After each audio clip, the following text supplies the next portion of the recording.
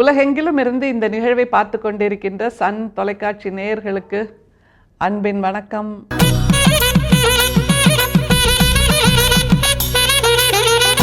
பொதுவாக சித்தர் இலக்கியம் பார்த்தோன்னா அதில் சித்தர் மருத்துவம், சித்த வைத்தியம் இதுவும் மிக முக்கியமான பங்கு வகிக்குதுங்கிறது நம்ம எல்லாருக்குமே நல்லா தெரியும். அதை தவிர அந்த உடம்பை பொன்போல் ஆக்குதல் அப்படிங்கிறதும் நம்முடைய சித்தர் பெருமகன்கள் எல்லாருமே செய்தது தான். காயகல்பம் அப்படிங்கிறது சித்தர்கள் நமக்கு காட்டியிருக்கின்ற மிக அற்புதமான ஒரு உணவு முறை, வாழ்வியல் முறை. உடம்பை காயகல்பமாக்குவது எப்படி அப்படின்னு சித்தர் இலக்கியத்தை வாசிக்கும் போதே நமக்கு புரிய முடியும். அப்படின்னா காயகல்பமாக்குறதுன்னா இப்போ தோலும் சதையுமாக இரத்தமும் நரம்புமாக இருக்கக்கூடிய இந்த உடம்பு பொன்னாக மாறிடுமா? அப்படின்னா சுண்டு விரலை தொட்டால் பொன்னாக மாறிடும்னா நான் அதை வச்சு அதை விற்று இவ்வளோ பணம் சம்பாதிப்பேனே, இந்த கையை தொட்டால் பொன்னாக மாறிடுமா, அப்போ அதை வச்சு அடகு வச்சுக்கலாமே, இப்படியெல்லாம் நமக்கு சாதாரணர்களாகிய நமக்கு சிந்தனை தோணும். ஆனால் காயகல்பமாக்குவதுங்கிறது அந்த அர்த்தத்தில் இல்லை. உடம்பை உணவின் மூலமாக நோய் நொடியில்லாமல் பொன்னை போல் தூய்மையானதாக, வலிமையானதாக, பொலிவு மிக்கதாக மாற்றிக்கொள்ள முடியும் என்பதைத்தான் சித்தர்கள் காயகல்பம் என்கின்ற அந்த ரகசியத்தில் பொதிந்து வைக்கிறார்கள். அது மாதிரி வள்ளல் பிரானும் மிகச்சிறந்த சித்த மருத்துவராக இருந்திருக்கிறார்ங்கிறது அவரோட பல கடிதங்களில் நமக்கு தெரியும். அவருடைய சன்மார்க்கிகளுக்கு அவரே உருவாக்கிய அந்த மருந்தை எடுத்து சென்றிருக்கிறார்ங்கிறதும் பல முறை கடிதங்களில் வாசிச்சிருக்கோம். இன்றைக்கி நாம் பார்க்க போகிற உரைநடை பற்றியில் எதையெல்லாம் சாப்பிட்ணும், எந்த அளவில் சாப்பிட்ணும் அப்படின்னு ஒரு மெடிக்கல் ப்ரிஸ்கிரிப்ஷனை கொடுக்குறார்.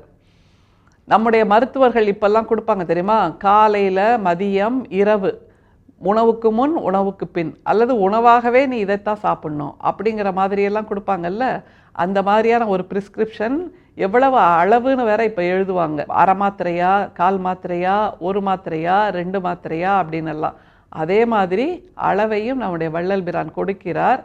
அந்த பற்றி ரொம்ப சுவாரஸ்யமாக அந்த காலத்தில் என்ன மாதிரி வாழ்வியல் இருந்தது என்பதை சொல்லுகின்ற பத்தியாக அமைகிறது. புசிப்பில் பச்சரிசி சாதம், பசும்பால், பசு நெய், முருங்கை, கத்தரி, முள்ளி, தூதுளை முதலிய இளம் காய், பொன்னாங்கண்ணி, தூதுளை முதலிய இளம் கீரை, இவைகளில் மிளகு 1 பங்கு, சீரகம் 1/4 பங்கு, வெந்தயம் 1/4 பங்கு, புளி வீசம் பங்கு, உப்பு வீசம் பங்கு, மிளகாய் வீசம் பங்கு சேர்க்கப்பட்ட கரியமுது, குழம்பு, ரசம் முதலானவைகளை கொண்டு பெருங்காயம், வெங்காயம், வெள்ளை பூண்டு முதலானவைகளை தள்ளி புசித்தல். எவ்வளோ நீளமாக பாருங்க அந்த உரைநடையோட அழகே. வள்ளல் பிரான் ஒரு துவக்கம், கிக் ஸ்டார்ட் பண்ணுவார். அதோடு அது 100 கிலோமீட்டர் ஸ்பீடில் போய்கிட்டே இருக்கும். இப்போல்லாம் வெஹிக்கிள் வந்துடுச்சு இல்லை, அந்த வெஹிக்கிளை ஹைவேல எடுத்துகிட்டு போகிறோன்னு வைங்களேன், அதை ஸ்போர்ட் மோடில் போட்டோன்னா அது பாட்டுக்கு போயிட்டே இருக்குது. மேடு வந்தால் அதுவே மேலே ஏறுது, பள்ளம் வந்தால் அதுவே கீழே இறங்குது. எந்த இடத்துல மக்கள் வராங்களோ அங்கே அது கொஞ்சம் நிதானிக்குது, மக்கள் இல்லாத இடத்துல ஹை ஸ்பீடில் போகுதுன்னு ஸ்போர்ட் மோடில் அழகாக போயிட்டுருக்குல்ல. அந்த மாதிரியான ஸ்போர்ட் மோடில் தான் வள்ளல் பிரானோட உரைநடையும் போகுதுங்க. துவங்குறார், அதுக்கப்புறம் அது போயிட்டே இருக்குது. நாம் இந்த பத்தியை நிறைவு செஞ்சிட்டோம், தள்ளி புசித்தல் அப்படின்னு. அதோடு மட்டும் இல்லை, அதை தாண்டியும் அந்த பத்திகள் போய்கிட்டே இருக்குங்கிறதா வள்ளல் பிரானுடைய எடுக்க எடுக்க குறையாத அந்த தமிழின் அமுத சுரபியாக அவர் இருக்கிறாருங்கிறத சொல்கிறது. இப்போ முதல்ல திரும்ப பட்டியல் பார்க்கலாம், எதையெல்லாம் சாப்பிட்ணுன்னு சொல்கிறாருங்கிறத பாருங்கள். புசிப்பில் பச்சரிசி சாதம், பசும்பால், பசு நெய், முருங்கை, கத்தரி, முள்ளி, தூதுளை முதலிய இளம் காய். இந்த மாதிரி காயெல்லாம், இளம் காயெல்லாம் இப்போ உள்ள ஜென்சி குழந்தைகள்கிட்ட கொடுத்தா இதைத்தான் எப்போவும் செய்வியாம்மா, கொஞ்சம் காரசாரமாக பொட்டேட்டோ ஃப்ரை பண்ணி கூட அப்படிம்பாங்க. அந்த பொட்டேட்டோ ஃப்ரை என்பது தான் அவர்களுடைய தேசிய உணவாக இருக்கிறதுங்கிறது எல்லாருக்குமே நல்லா தெரியும். ஆனால் வள்ளல் பிரான் கீரைகளை சேர்த்து கொள்ள சொல்கிறார், இளம் காய்கறிகளை சேர்த்து கொள்ள சொல்கிறார். அந்த பரோட்டா அல்லது அந்த பிஸ்ஸா போன்ற உணவு வகைகளை தவிர்த்து விட்டு வள்ளல் பிரான் சொல்லுகின்ற உணவு வகைகள் தான் உடம்பை காயகல்பம் செய்யுங்கிறத நாம் அடுத்த தலைமுறைக்கு சொல்லணும். அதற்காகத்தான் வள்ளல் பிரானோட இந்த பற்றி இன்றைக்கி நம்ம பார்க்குறோம். பசு நெய், பசும் பால், எல்லாவற்றையும் பசுன்னு சேர்த்து சொல்கிறார்ல. பசுமையானது அப்படின்னா இளமையானது, புதிதானதுன்னு அர்த்தம். அந்த மாதிரி எல்லாத்தையும் சேர்த்துக்கோங்கிறதான் பட்டியல். முதல்ல இருந்து திரும்ப பாருங்க. புசிப்பில் பச்சரிசி சாதம், பசும்பால், பசுனை, முருங்கை, கத்திரி, முள்ளி, தூதுளை முதலிய இளம் காய். முருங்கை, கத்திரி, முள்ளி, தூதுளை இதையெல்லாம் சாப்பிடணுங்கிற அந்த நினைப்பையாவது நம்முடைய அடுத்த தலைமுறைக்கு நாம் கொடுக்கணும். சரி, இது முடிஞ்சாச்சு. அடுத்த பட்டியல் பாருங்க. பொன்னாங்கண்ணி, தூதுளை முதலிய இளம் கீரை. பொன்னாங்கண்ணி கீரை, தூதுளை இதெல்லாம் ஞாபக சக்திக்கு மிகச்சிறப்பான உதவி செய்யுங்கிறது சித்த மருத்துவர்கள் சொல்லுது. இதை அப்படியே பச்சையாக சாப்பிடாதீங்க. அதற்கு ஒரு செய்முறை விளக்கத்தையும் வள்ளல் பிரான் கொடுக்கிறார்.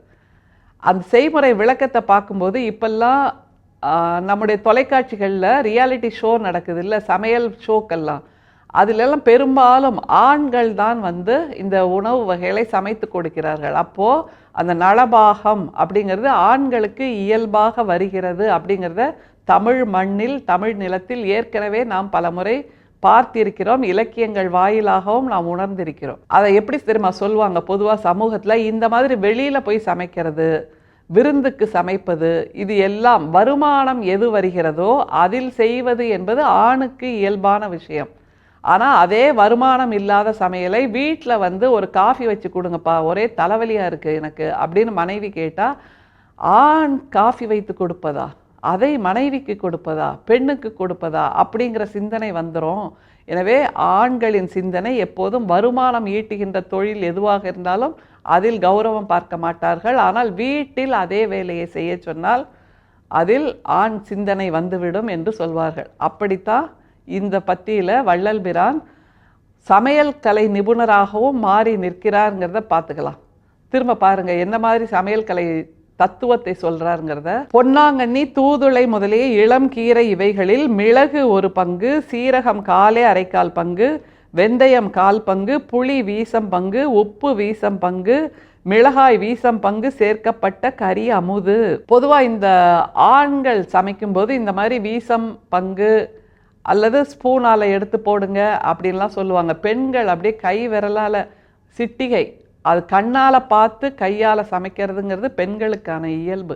அவர்கள் அளவு பார்க்க வேண்டிய அவசியமே இல்லை. கண்ணால் பார்த்தாலே எவ்வளோ உப்பு போடணும், எவ்வளோ புளி சேர்க்கணும், எவ்வளோ காரம் சேர்க்கணும், எப்படி தாளிக்கணும் எல்லாத்தையும் செய்து முடிச்சிருவாங்க. ஆனால் வள்ளல் பிரான் அப்படி இல்லாமல் மிக துல்லியமான அளவீடுகளை கொடுக்கிறார். என்றால் இந்த வீசம் அப்படிங்கிறதெல்லாம் அந்த காலத்தில் இருந்த அளவீடு முறைகள். நம்ம வீட்டில் தாத்தா பாட்டி யாராவது இருந்தாங்கன்னா அது எவ்வளோப்பா அளவு, வீசம்னா எவ்வளோ அப்படிங்கிறத கேட்டு தெரிஞ்சுக்கலாம். எப்படி நிறைவு செய்கிறார் பாருங்க.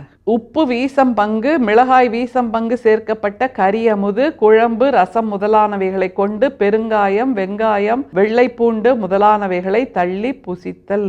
தள்ளி புசித்தல் அப்படின்ன உடனே அதையெல்லாம் விலக்கி வச்சிடணும், இலையிலேருந்து தள்ளி வச்சிடணும்னு நம்ம நினச்சிக்கிறோம். அப்படி இல்லை.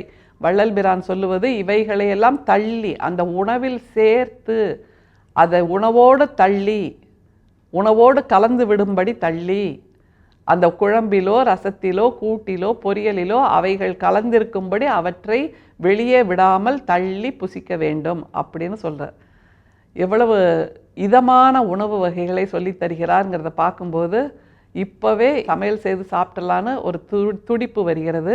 வள்ளல் பிரான் சொல்லுகின்ற இந்த சித்த மருத்துவ இலக்கியத்தின்படி, சித்த மருத்துவத்தின்படி உணவை செய்து சமைத்தால் நிச்சயமாக நம்முடைய உடம்பும் காயகல்பம் உடம்பாகும், பொன்னான மேனியாகும். அருட்பெரும் சோதி, அருட்பெரும் சோதி, தனிப்பெரும் கருணை, அருட்பெரும் சோதி. மீண்டும் சந்திப்போம். நன்றி, வணக்கம்.